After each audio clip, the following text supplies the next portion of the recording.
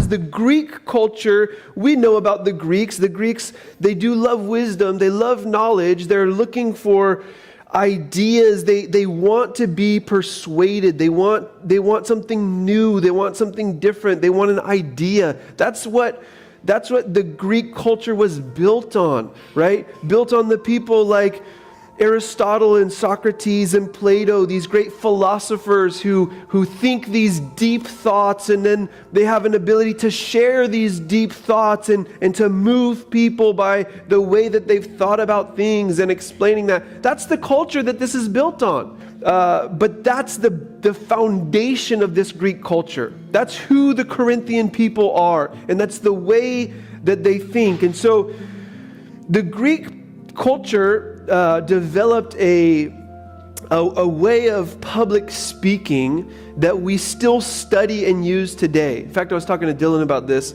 the other day, and he said in his public speaking class, they teach this. And it's so true. Like, this is something that they developed thousands of years ago, and it's still applied today in the classroom. And they had 3 modes of persuasion. And so they have what they call the ethos, the pathos, and the logos. And the ethos is the credibility. It's the speaker and his believability as a person.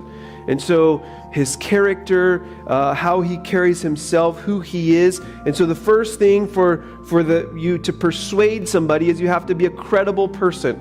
And so that was the first thing. And then the second thing was the pathos, which is the emotion. And so your storytelling ability, your ability to carry the audience into feeling what you want them to feel, the emotional side of things. So that's the pathos. And then the logos is the logic.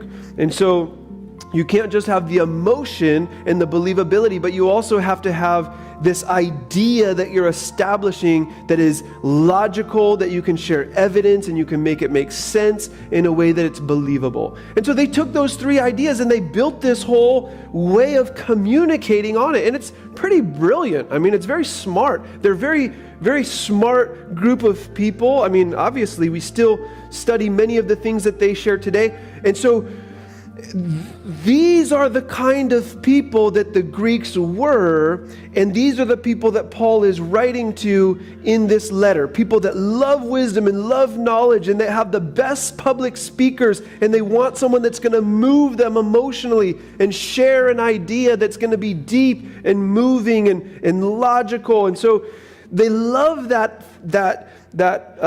feeling of being convinced of something.